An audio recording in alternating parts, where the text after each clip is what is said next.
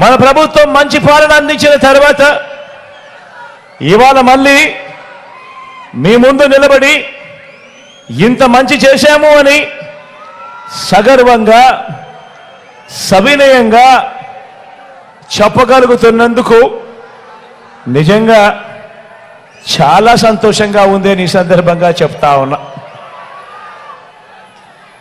ఇవాళ ఏ రాష్ట్రంలో ఏ గ్రామంలో అయినా, ఇవాళ ఈ రాష్ట్రంలో ఏ గ్రామంలో అయినా కూడా నా దగ్గర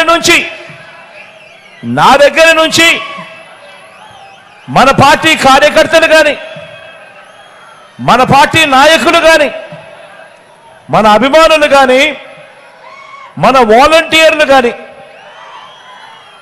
ప్రతి ఇంటికి వెళ్ళి గడచిన ఈ 58 నెలల్లో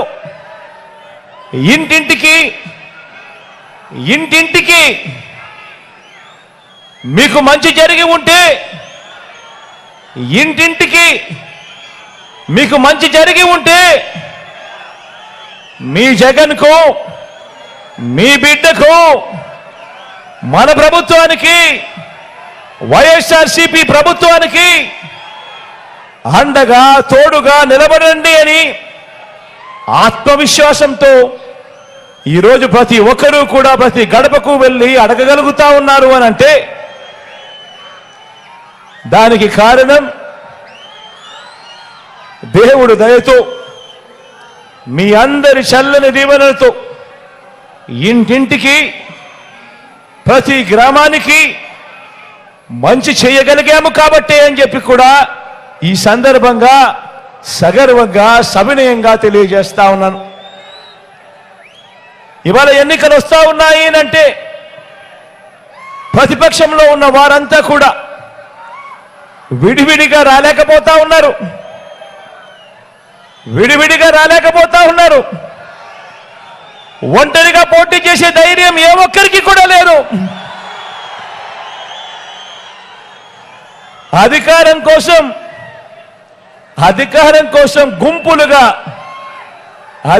కోసం గుంపులుగా తోడేళ్లుగా జెండాలు జతకట్టి అబద్ధాలతో వస్తా ఉన్నారు. జెండాలు జతకట్టడమే వారి పని, ప్రజల గుండెల్లో గుడి కట్టడమే మీ జగన్ చేశాడు కాబట్టి అని కూడా ఈ సందర్భంగా గర్వంగా చెప్తా ఉన్నా.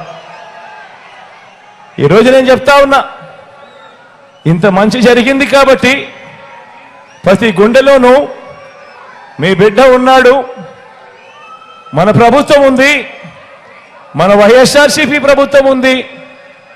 అందుకే ఈరోజు నా ఒక్కడి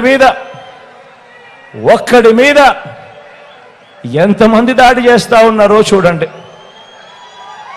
ఒక ఈనాడు, ఒక ఆంధ్రజ్యోతి, ఒక TV5, ఒక చంద్రబాబు నాయుడు గారు, ఒక దత్తపుత్రుడు, ఒక బీజేపీ, ఒక కాంగ్రెస్, వీళ్ళందరికీ తోడు కుట్రలు కుతంత్రాలతో ఈరోజు రాజకీయాలు కేవలం ఈ ఒక్క జగన్ కోసం, ఒక్క జగన్ను వ్యతిరేకించడం కోసం ఎంతమంది ఏకమవుతా ఉన్నారు అని అంటే ఆలోచన చేయమని అడుగుతా ఉన్నాను.